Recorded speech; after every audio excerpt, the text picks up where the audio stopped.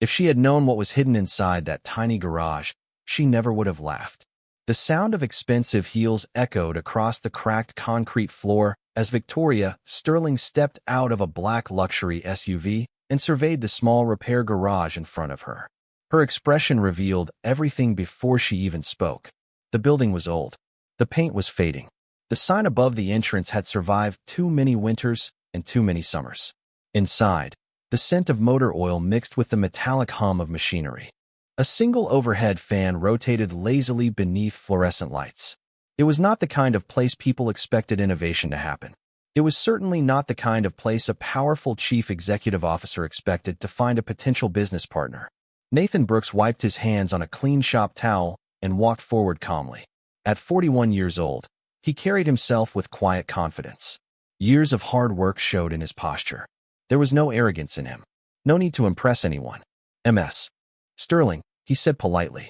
Thank you for coming. Victoria glanced around again. This is it. Nathan smiled. This is it. Behind him, 11-year-old Emma sat at a small workbench, finishing homework while occasionally glancing toward the visitors. She knew her father had been preparing for this meeting for weeks. She also knew how much it mattered. Victoria stepped farther inside. Her executive team followed close behind. One man adjusted his tie while another looked openly skeptical. Victoria stopped beside an aging toolbox and folded her arms. I was expecting something larger. Nathan nodded. Most people are. And this is where you develop manufacturing technology? Yes. Victoria let out a short laugh. It was not cruel. It was worse. It was dismissive. Mr. Brooks, Sterling Manufacturing operates facilities larger than football stadiums. We produce thousands of units every week. She gestured toward the garage. This place is smaller than our employee cafeteria.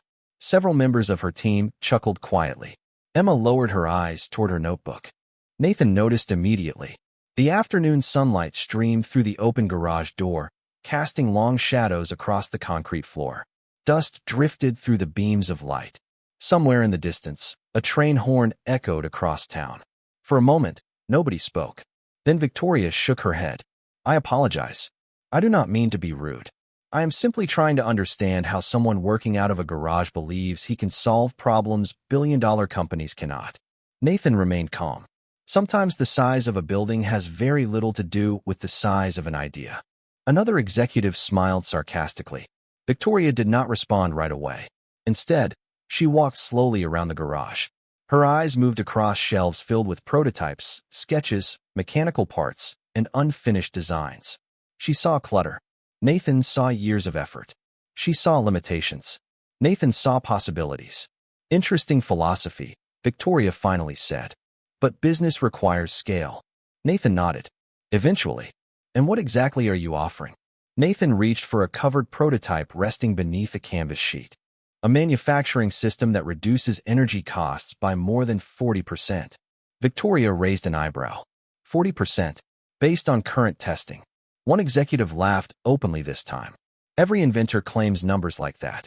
Nathan did not react. He simply looked toward Emma. She was watching everything carefully. Every word, every expression, every choice he made. Victoria noticed the glance. Your daughter. Emma. Victoria offered a polite smile. Hello, Emma. Hello. The girl's voice was soft but respectful. Victoria looked back at Nathan. Mr. Brooks, I appreciate your enthusiasm. I truly do. But Sterling Manufacturing evaluates hundreds of proposals every year. Serious proposals. From major research facilities. From engineering firms. From established laboratories. Her eyes swept across the garage once more. Then came the smile. The smile Emma would remember for weeks. I think you are aiming far above your weight class. Silence followed. The executives shifted uncomfortably. Even they recognized the sting of the comment. Nathan stood perfectly still. No anger. No argument. No attempt to defend himself. Just dignity. Victoria waited for a response. None came. Finally, she turned toward the exit. Thank you for your time. Her team followed. The sound of their footsteps faded toward the parking lot. Moments later, the luxury SUVs disappeared down the road. The garage became quiet again. Emma looked up from her notebook. Dad. Nathan smiled gently. Yeah. That was not very nice. He nodded. No, it was not. Emma stared toward the open garage door. Does it bother you? Nathan looked around the small garage. The old tools. The unfinished prototypes. The years of sacrifice hidden inside every corner. Then he smiled again. Not as much as people think. Outside, the afternoon sun continued its slow descent toward the horizon. And somewhere beyond the city skyline, Victoria Sterling had no idea she had just laughed at the man who would completely change her future within the next 60 days. The garage felt different after the black SUVs disappeared. The sound of engines faded into the distance, leaving only the steady hum of fluorescent lights and the soft ticking of a cooling machine. Dust floated through narrow beams of afternoon sunlight. The scent of motor oil lingered in the air. Everything looked exactly the same as it had that morning. Yet Emma could not stop thinking about the smile on Victoria Sterling's face. She closed her notebook and looked toward her father. Nathan had already returned to work. He adjusted a small component beneath a metal housing and carefully recorded measurements in a worn notebook. There was no sign of frustration, no sign of anger. That only confused her more. "Dad," she asked. "Yeah. Why did she talk to you like that?" Nathan continued writing for a moment before looking up. "People see things differently." Emma frowned. "She was making fun of you." Nathan smiled gently. "Maybe. Not maybe." Emma stood from her chair. "She was." Nathan set his pencil down and leaned against the workbench. Outside, a breeze stirred the leaves of an old maple tree beside the garage. Somewhere nearby, a lawnmower hummed. The ordinary sounds of the neighborhood filled the silence. "Come here," he said. Emma walked over. Nathan pointed toward two metal gears resting on the table. One was large. The other was much smaller. "Which one looks more important?" Emma shrugged. "The big one." Nathan nodded. "Most people would say that." He picked up both gears and connected them together. Then he slowly rotated the smaller one. Immediately, the larger gear began moving. Emma watched closely. "See that?" Nathan asked. She nodded. "The smaller gear moves the bigger one." "Exactly." Emma thought about it. "So you are saying small things can matter too?" Nathan smiled. "I am saying appearances are not always the whole story." Emma looked toward the garage entrance where Victoria had stood earlier. "I still do not like what she said." Nathan laughed softly. "Neither do I." "Then why did you not say something back?" The question lingered in the air. Nathan walked toward a shelf covered with sketches and rolled up blueprints. He removed an old photograph from between two binders. Emma recognized it immediately. It showed her mother standing beside him years ago. Both were smiling. Both looked younger. Nathan studied the photograph for a moment. "Your mom used to tell me something." Emma stepped closer. "What?" "She used to say that confidence becomes strongest when it does not need an audience." Emma considered the words carefully. Nathan returned the photograph to its place. "When people underestimate you, you have two choices." "What choices?" "You can spend your energy proving them wrong." He paused. "Or you can spend your energy becoming better." Emma slowly nodded. The answer made sense, even if it still felt unfair. Nathan returned to the workbench and uncovered part of the prototype Victoria had barely looked at. Complex components reflected the sunlight. Tiny sensors connected to custom-designed housings. Months of work sat hidden beneath ordinary metal surfaces. Emma stared at it. "Do you think she was wrong about this?" Nathan glanced at the machine. "I know she was." "Then why are you not upset?" Nathan smiled again. "Because whether she believes in it or not does not change what it can do." The words settled over the room. Emma looked at the prototype differently now. Not as a project. Not as a machine. As something her father believed in even when nobody else did. As evening approached, the sunlight shifted across the concrete floor. Nathan continued working while Emma completed her homework nearby. Hours passed quietly. Then, after dinner, when most of the neighborhood lights had turned on, Nathan returned alone to the garage. The small building glowed beneath a single exterior lamp. He unlocked the door and stepped inside. The familiar scent of metal and machine oil greeted him. He walked directly to the covered section in the back. For a long moment, he simply stood there. Then he removed the protective canvas. Beneath it rested the project he had spent 7 years building. Not for recognition. Not for applause. Not even for money. He built it because he believed it could change manufacturing forever. Nathan looked at the machine and smiled faintly. Across town, Victoria Sterling had already forgotten the garage. But hidden beneath the fluorescent lights of that tiny workshop was the very thing that would soon force an entire industry to pay attention. 7 days passed. Then 14. Then 21. The tiny garage remained exactly where it had always been, tucked between an old hardware store and a vacant lot at the edge of town. Every morning before sunrise, Nathan Brooks unlocked the door and stepped into the familiar scent of steel, machine oil, and warm circuitry. Every evening long after most businesses closed, the lights inside the garage continued glowing. The world saw a repair shop. Nathan saw 7 years of unfinished work slowly becoming reality. Emma noticed it too. One evening, she sat on a stool near the workbench while her father adjusted a series of sensors connected to the prototype. Rain tapped softly against the garage windows. Outside, the streets glistened beneath yellow streetlights. "Dad," she asked. "Yeah." "How much longer?" Nathan smiled without looking up. "That depends." "On what?" "Whether the machine cooperates." Emma laughed. "Machines sound a lot like people." Nathan nodded. "That is because people build them." The prototype hummed quietly. Tiny indicator lights blinked across a polished control panel. Numbers scrolled across a monitor mounted nearby. Nathan studied every detail carefully. Months earlier, the system had reduced manufacturing energy consumption by 32%. Then 36. Last week it reached 41. Tonight he was trying to push it even further.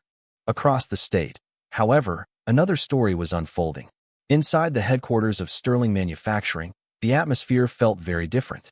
The executive boardroom overlooked the city skyline through walls of glass. The furniture was elegant. The technology was state-of-the-art. Yet despite the luxury surrounding them, nobody looked comfortable. Victoria Sterling sat at the head of the conference table reviewing reports. Her expression grew more serious with every page. "Show me the numbers again," she said. Ryan Keller shifted uneasily in his chair. "The energy costs increased another 6% this quarter." Victoria frowned. "And the production delays?" "Worse than projected." Silence settled over the room. Several executives exchanged nervous glances. The company remained profitable, but warning signs were appearing everywhere. Supply contracts were becoming more expensive. Manufacturing costs continued rising. Investors were beginning to ask difficult questions. Victoria closed the report and looked toward the city beyond the windows. For years, she had built Sterling Manufacturing into one of the most respected companies in the industry. Now she could feel pressure growing from every direction. "Solutions," she said calmly. "I want solutions." Nobody answered immediately. That silence told her everything. Back in the garage, Nathan finally completed another test cycle. The monitor displayed a result. 47%. He leaned back slowly. Emma jumped off her stool. "Is that good?" Nathan stared at the screen. Then a smile appeared. "Very good." Emma grinned. "Did it work?" Nathan nodded. "I think it finally did." The machine continued running smoothly. Stable. Efficient. Consistent. Every metric exceeded expectations. For a long moment father and daughter simply stood there watching the numbers. 7 years of sacrifice. 7 years of late nights. 7 years of believing in something nobody else could see. And now the results were sitting directly in front of them. The following morning, Nathan uploaded the final test data to a secure server. Then he sent a message to an investment group that had quietly followed his research for nearly 2 years.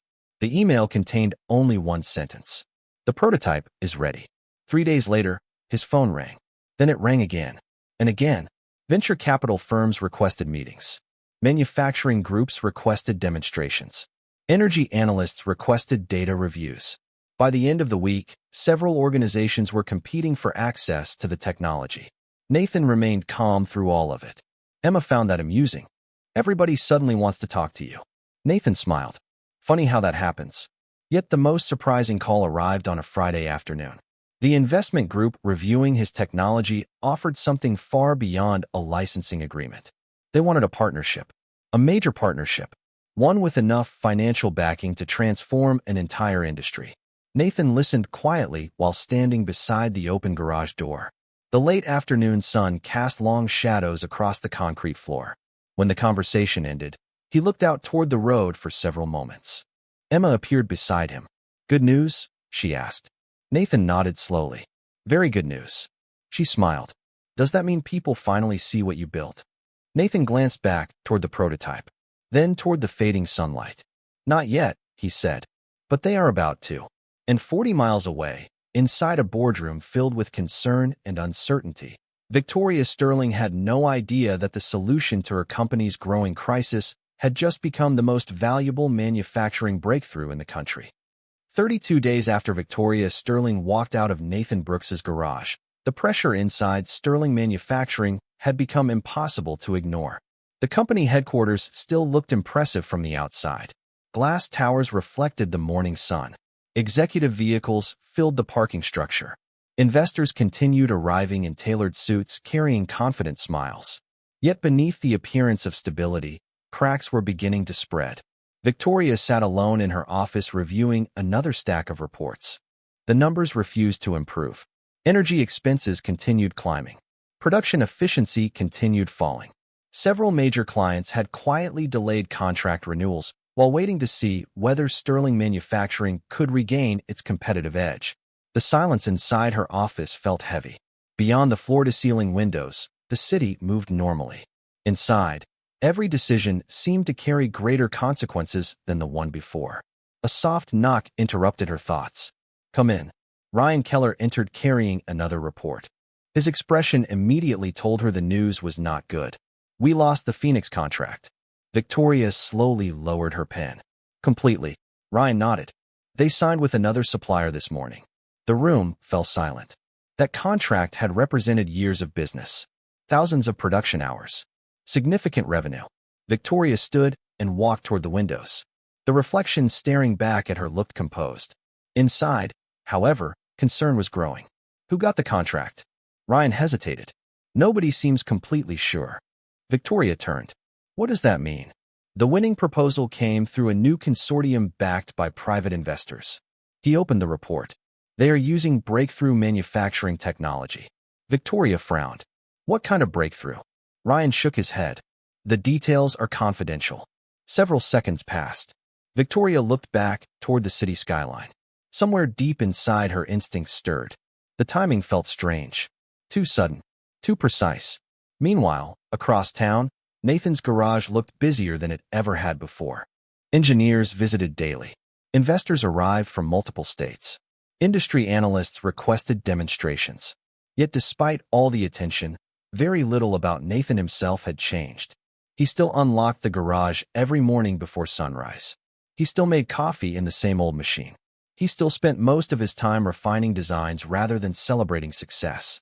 Emma noticed it immediately. One afternoon, she watched 3 luxury vehicles leave the garage parking lot after another successful demonstration. "Dad," Nathan looked up from a blueprint. "Yeah. You know you are becoming important, right?" Nathan laughed. "That sounds dangerous." Emma smiled. "I am serious." Nathan folded the blueprint carefully. "Being important is not the goal." "Then what is?" He looked around the garage. The machines. The sketches. The years of work hidden inside every corner. Building something useful. Emma nodded thoughtfully. Her father always answered questions differently than other people. That was one reason she admired him. 2 days later, a major industry publication released an article that immediately attracted attention throughout the manufacturing world. The headline described a revolutionary energy-efficient production system capable of reducing operating costs by nearly 50%. Analysts called it transformative. Investors called it disruptive. Competitors called it a threat. Victoria Sterling called for the article the moment she heard about it. She sat in the boardroom reading every line carefully. Halfway through the report, she stopped. Her eyes narrowed. Certain technical descriptions felt familiar. Very familiar. She turned several pages back and read them again. Then again. The room remained completely silent. Finally, Ryan spoke. "What is it?" Victoria looked up slowly. "I have seen thinking like this before." Ryan frowned. "Where?" Victoria remembered a small garage. A modest workbench. A man who never raised his voice. A man she had dismissed far too quickly. Nathan Brooks. Ryan blinked. The garage inventor? Victoria did not answer immediately. She returned to the report. The deeper she read, the clearer it became. Elegant solutions. Practical engineering. Efficiency without unnecessary complexity. The fingerprints were everywhere. By evening, the story had spread throughout the industry. Investors began moving aggressively. Stock analysts revised forecasts. Manufacturing executives scheduled emergency meetings. For the first time in years, an outsider had captured everyone's attention. Nathan spent that evening exactly where he always did. Inside the garage, the fluorescent lights hummed softly overhead while Emma completed homework nearby. Outside, the sky darkened into deep shades of blue. Inside, everything felt peaceful. Nathan reviewed a series of new partnership agreements waiting for his approval. One document stood apart from the others. It came from a private investment group managing billions of dollars in industrial assets. Their proposal was extraordinary. Nathan read it carefully. Then he read it again. A faint smile appeared. Because hidden within the portfolio of companies they wanted him to help acquire was a familiar name. Sterling Manufacturing. 41 days after Victoria Sterling visited the garage, the manufacturing industry seemed obsessed with one question. Who was behind the breakthrough technology changing the economics of production across the country? Business magazines published speculation. Financial networks invited analysts to debate projections. Investment firms competed for access. Yet Nathan Brooks remained exactly where he had always been. Every morning, he unlocked the garage. Every evening, he reviewed designs beneath fluorescent lights. Success had arrived at his door, but it had not changed who he was. Emma noticed that too. One Saturday morning, she sat beside him while he studied a thick stack of legal documents. Sunlight streamed through the open garage door. Birds chirped from the maple tree outside. The neighborhood felt calm. You know, most people would have moved into a giant building by now, Emma said. Nathan smiled. Most people probably would. Why have we not? He looked around the garage. The old workbench. The shelves covered in sketches. The tools that had followed him through years of setbacks and sacrifices. Because this place reminds me where everything started. Emma nodded thoughtfully. She understood more than he realized. Across the state, however, Victoria Sterling's situation continued worsening. Inside Sterling Manufacturing headquarters, emergency meetings had become routine. Investors demanded answers. Shareholders demanded results. Competitors were moving faster than expected. The breakthrough system introduced by the mysterious inventor had created a new standard almost overnight. Companies that adopted it gained enormous advantages. Companies that ignored it fell behind. Victoria stood before a large digital display reviewing another market analysis. The numbers were difficult to ignore. How many manufacturers have signed agreements? She asked. Ryan Keller checked his tablet. 23. Victoria closed her eyes briefly. In 6 weeks. Ryan nodded. And more are negotiating. The room fell silent. One executive cleared his throat. There is another issue. Victoria looked up. Go ahead. The investment consortium backing the technology continues purchasing industrial assets. A chart appeared on the screen. Company names filled the display. Acquisition after acquisition. Strategic purchase after strategic purchase. Victoria studied the list carefully. Her concern deepened. Whoever controlled the consortium was not simply building a business. They were building influence. Real influence. Do we know who is leading it? She asked. Ryan shook his head. No public identification. Victoria looked toward the window overlooking the city. Somewhere behind all this stood a person making very deliberate moves. Someone patient. Someone disciplined. Someone who understood manufacturing better than most executives she had ever met. Her thoughts returned once again to the garage. To Nathan Brooks. To the quiet confidence she had dismissed. The possibility seemed increasingly difficult to ignore. Meanwhile, several hundred miles away, a private conference room hosted an important meeting. Nathan sat across from a group of investors managing billions of dollars in assets. Floor-to-ceiling windows overlooked a river sparkling beneath afternoon sunlight. Expensive artwork decorated the walls. Fresh coffee rested untouched on the table. Yet despite the luxury surrounding him, Nathan appeared completely comfortable. One investor leaned forward. Mr. Brooks, the board approved your recommendation. Nathan nodded. Good. Another smiled. Most people would be celebrating. Nathan laughed softly. I still have work to do.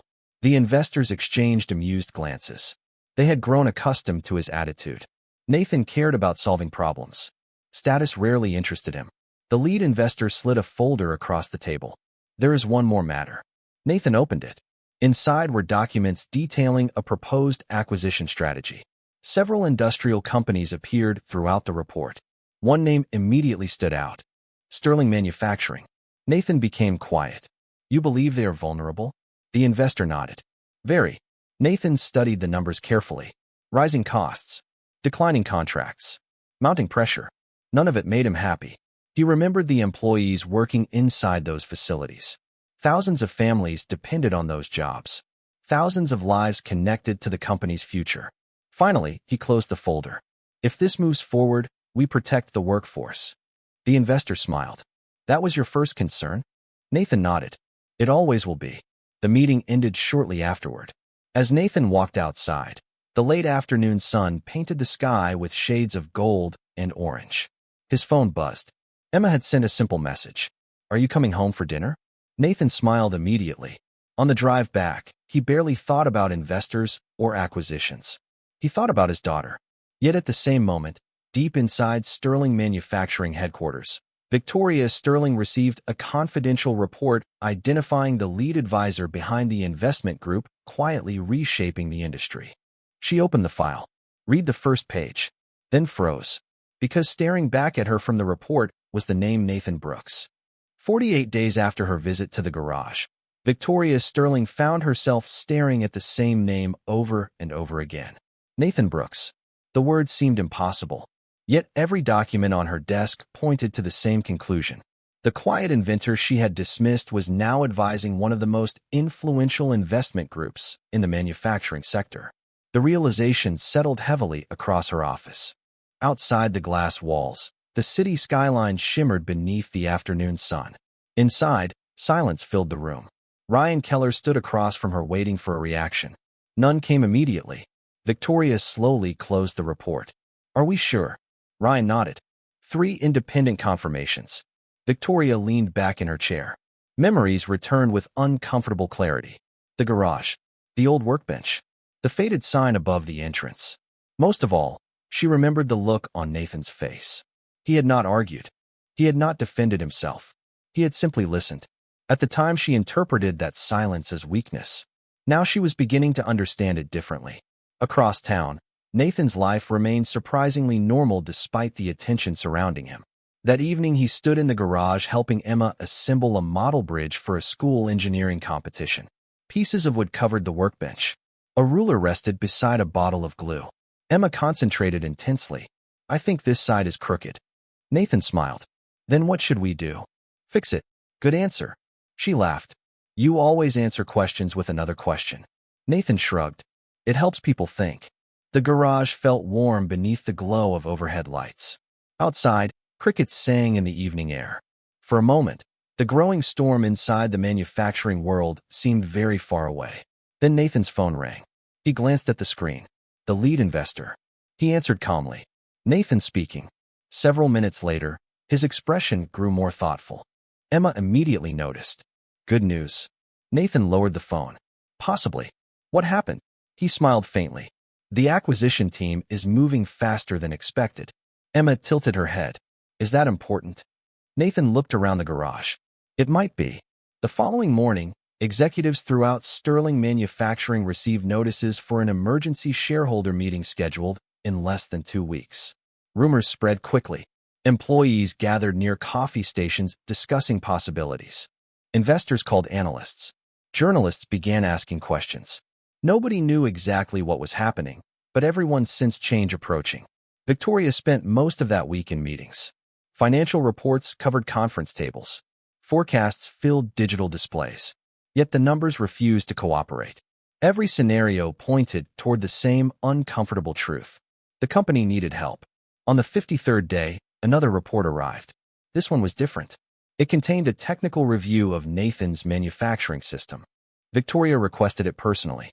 She spent nearly 3 hours reading every page, every chart, every test result, every engineering note. The deeper she went, the quieter she became. Finally, she set the report down and stared through the window. Ryan entered moments later. You finished it? Victoria nodded. Yes. What do you think? She took a slow breath. I think I made a mistake. Ryan looked surprised. Victoria rarely admitted mistakes. She continued. Not because his technology works. Her eyes moved toward the report. Because I never really looked. The room fell silent. Outside, clouds drifted across the afternoon sky. Victoria remembered walking through the garage. She remembered seeing old shelves and worn tools. She remembered judging the environment before understanding the person.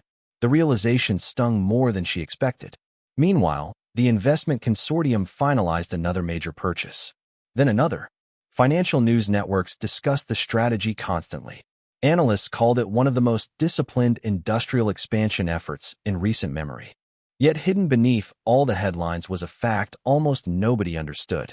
Nathan was not interested in building an empire. He was interested in solving problems. That difference would soon change everything.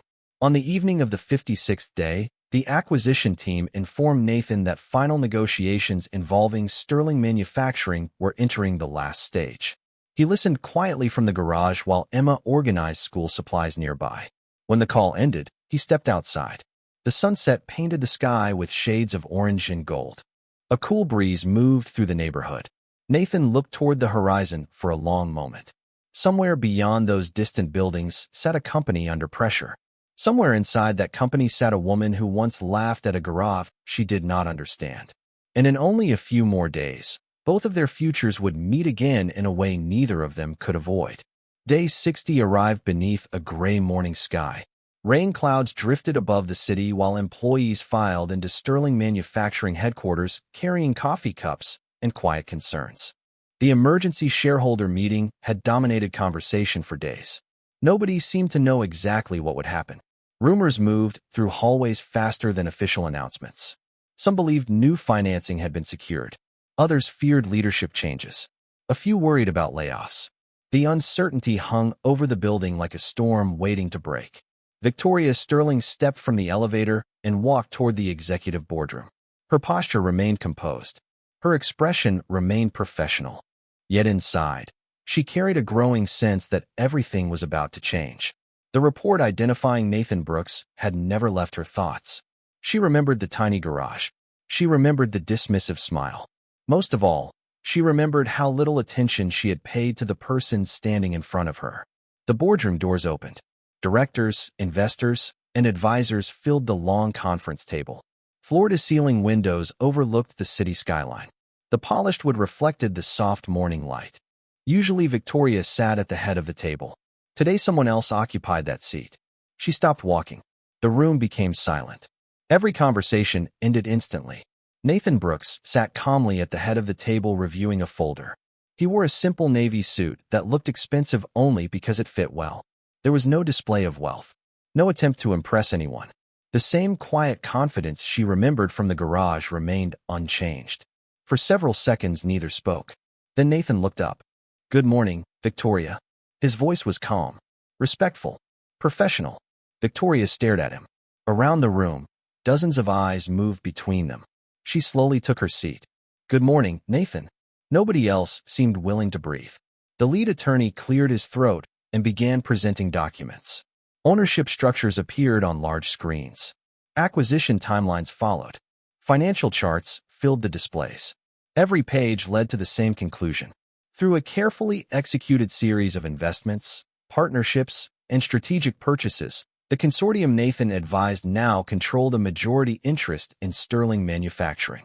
The realization spread through the room one person at a time. Several executives looked stunned. A few shareholders exchanged surprised glances. Others simply sat in silence. Victoria listened carefully. She already understood the outcome. Yet hearing it formally presented made everything feel real. The attorney finished. The room remained quiet. Finally, one board member spoke. "Mr. Brooks, what happens now?" Nathan closed the folder in front of him. "Now we solve problems." The answer surprised several people. They expected celebration. They expected triumph. They expected someone eager to display victory. Nathan offered none of those things. Another director leaned forward. "Are there going to be major leadership changes?" Nathan considered the question. "Only where necessary." "Cost reductions?" "Only where responsible." "Restructuring?" Nathan nodded. "Yes, but not at the expense of the people who built this company." A murmur moved through the room. Employees, families, communities. Nathan seemed focused on them before anything else. Victoria studied him carefully. The contrast struck her immediately. He possessed more influence now than he had ever held before. Yet he seemed less interested in power than anyone she had ever met. After several minutes, the meeting paused. Investors gathered into small conversations around the room. Nathan walked toward the windows overlooking the city. Victoria followed. Rain tapped softly against the glass. For a moment, they stood side by side in silence. "Congratulations," she finally said. Nathan smiled faintly. "Thank you." Another silence followed. Then Victoria took a slow breath. "I owe you an apology." Nathan turned toward her.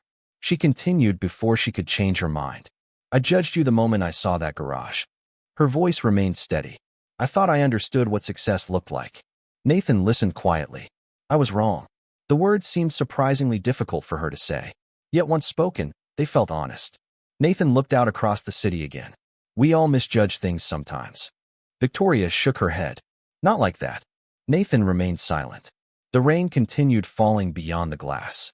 Finally, he looked at her and smiled. Not a victorious smile. Not a resentful smile. A gracious one. The garage was never the important part. Those words settled gently between them. In that moment, Victoria understood something she had missed 60 days earlier. The strength she had overlooked was never hidden inside the building. It had been standing in front of her the entire time. And as the boardroom remained unusually quiet behind them, everyone present began to realize the same thing. The meeting ended, but nobody hurried toward the exits. Employees, investors, and executives remained scattered throughout the boardroom, as if they sensed something important was still unfolding. Rain continued sliding down the glass walls, overlooking the city. The gray sky reflected across polished tables and quiet faces. Nathan Brooks stood near the window reviewing a series of reports while conversations slowly resumed around him. The atmosphere had changed completely. Only 60 days earlier, most people in the industry had never heard his name. Now everyone seemed to want a moment of his attention. Yet Nathan behaved exactly as he always had. Calm, respectful, unmoved by status. Victoria Sterling noticed that more than anything else. She watched as department leaders approached him one after another. Some asked technical questions. Others discussed operational challenges. A few simply introduced themselves. Nathan listened carefully to every person. He treated senior executives and junior managers exactly the same. No one left feeling ignored. By late afternoon, a second meeting had begun. This one included plant supervisors from across the company. Large screens displayed production data, cost reports, efficiency forecasts. The future of Sterling Manufacturing sat inside those numbers. Several supervisors entered the room looking nervous. They had spent weeks hearing rumors about ownership changes. Many feared the worst. Nathan noticed immediately. He waited until everyone was seated before speaking. "Before we discuss strategy," he said, "there is something important I want to address." The room became quiet. Nathan looked around carefully. Nobody is here today because they failed. Several supervisors exchanged surprised glances. Nathan continued. "This company was built by people who showed up every day, solved problems, and worked hard." His voice remained steady. "That does not change." The tension in the room began easing. "You are not the reason costs increased. You are not the reason opportunities were missed. And you are not the reason uncertainty grew." He paused. "You are part of the reason this company still has a future." Silence followed. Not uncomfortable silence. Respectful silence. Several people lowered their eyes. Others smiled faintly. For weeks they had expected criticism. Instead, they received appreciation. Victoria sat quietly at the far end of the table listening. Every word revealed something she had failed to see in the garage. Nathan understood leadership differently. He was not interested in control. He was interested in stewardship. The meeting continued for hours. Plans were developed. New manufacturing systems were introduced. Timelines were established. Yet the biggest surprise arrived near the end. One supervisor raised a hand. "Mr. Brooks, will the new technology replace jobs?" The room instantly became still. Everyone waited for the answer. Nathan shook his head. "No." The supervisor looked relieved. Nathan continued. "Technology should help people succeed, not make them unnecessary." Several employees exchanged glances. The answer spread through the room like sunlight breaking through clouds. Victoria looked down at her notes. She realized she was smiling. After the meeting ended, employees slowly returned to their facilities carrying a sense of hope that had been missing for months. Nathan remained behind, organizing documents. Victoria approached quietly. "You could have cut costs much faster." Nathan nodded. "Probably. Most investors would have." He closed the folder in his hands. "Most investors do not know the names of the people working on those factory floors." Victoria looked at him carefully. "You really thought about all of them." Nathan smiled. My father worked in a factory. The answer explained everything. Another silence settled between them. Outside, the rain finally began to stop. Late afternoon sunlight pushed through the clouds, casting golden reflections across the city skyline. Victoria looked toward the window. You know, she said softly, when I visited that garage, I thought I was looking at limitations. Nathan followed her gaze. And now? Victoria laughed quietly. Now I think I was looking at possibilities. Nathan smiled, but said nothing. He had never needed the last word. As evening approached, news of the restructuring spread throughout the company. Employees learned their jobs were safe. Investors learned the turnaround plan was stronger than expected. Communities learned their factories would remain open. Across multiple states, families sat down to dinner unaware that one quiet decision inside a boardroom had protected their futures. And while financial reporters focused on ownership percentages and market valuations, the people who truly understood what happened that day recognized something far more valuable. A man who finally had the power to make others feel small had chosen instead to lift them up. 6 months later, the first thing visitors noticed about Sterling Manufacturing was not the technology. It was the atmosphere. The facilities were busier than ever. Production lines operated more efficiently. New contracts arrived every week. Employee retention reached record levels. Yet beneath all the success, something far more important had changed. People felt valued. On a bright spring morning, Nathan Brooks walked through one of the largest manufacturing facilities in the company. Sunlight poured through high industrial windows. The steady rhythm of machinery echoed across the enormous production floor. Workers moved confidently between stations. Supervisors discussed improvements instead of emergencies. For the first time in years, optimism felt natural. Nathan stopped frequently to greet employees. He knew many of them by name now. Not because he had to, because he wanted to. A technician showed him a recent improvement to one of the production systems. Nathan listened carefully. A maintenance supervisor shared an idea for reducing waste. Nathan wrote it down. A young engineer nervously presented a design proposal. Nathan encouraged her to keep developing it. Respect flowed in every direction. It was not the kind of leadership people usually read about in business magazines. It was quieter than that, more human. Across the facility, Victoria Sterling watched from an elevated walkway overlooking the production floor. She smiled as Nathan stopped once again to speak with another employee. Months earlier, she might have measured success differently. Revenue, market share, expansion, those things still mattered. But now she understood something larger. The strongest organizations were built on people who felt seen.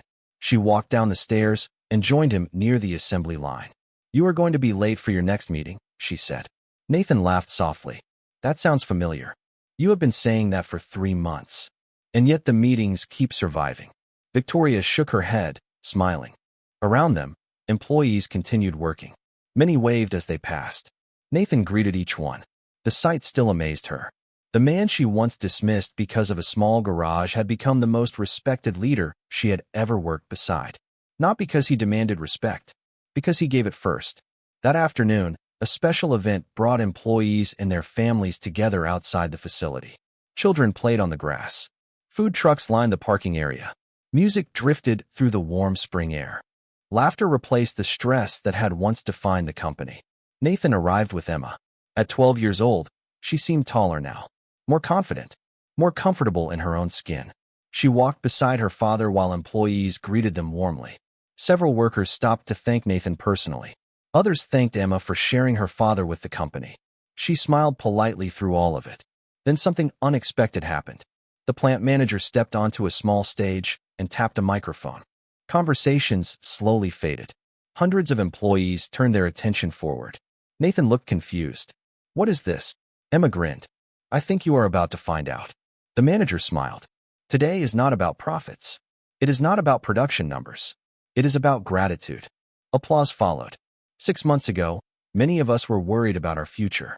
Today, because of leadership rooted in character, thousands of families have stability, opportunity, and hope. The crowd applauded again. Nathan shifted uncomfortably. Public attention had never been his favorite thing. Then the manager said something that brought complete silence. Please join me in thanking Nathan Brooks. Every employee stood. Every supervisor stood. Every executive stood. Hundreds of people rose to their feet. The applause rolled across the facility like thunder. Nathan looked around slowly. He saw workers, engineers, technicians, families, people whose lives had been touched by decisions rooted in dignity rather than pride. Beside him, Emma's eyes filled with tears. Not sadness, pride. The kind that comes from seeing someone you love finally recognized for who they truly are. Nathan placed a gentle hand on her shoulder. Neither of them spoke. They did not need to. The moment said everything. Nearby, Victoria watched quietly. She remembered the garage, the faded sign, the assumptions she made, the laugh she wished she could take back. Yet she also understood something important. Grace does not erase mistakes. It transforms what comes after them.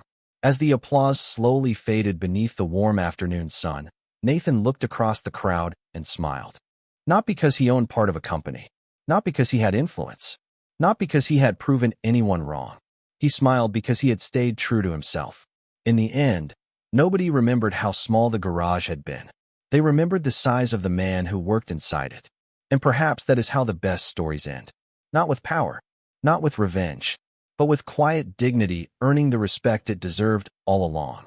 If this story reminded you of someone whose character mattered more than their circumstances, share their story in the comments. And if you believe kindness, respect, and second chances still matter, we would be honored to have you join us again for another journey worth remembering.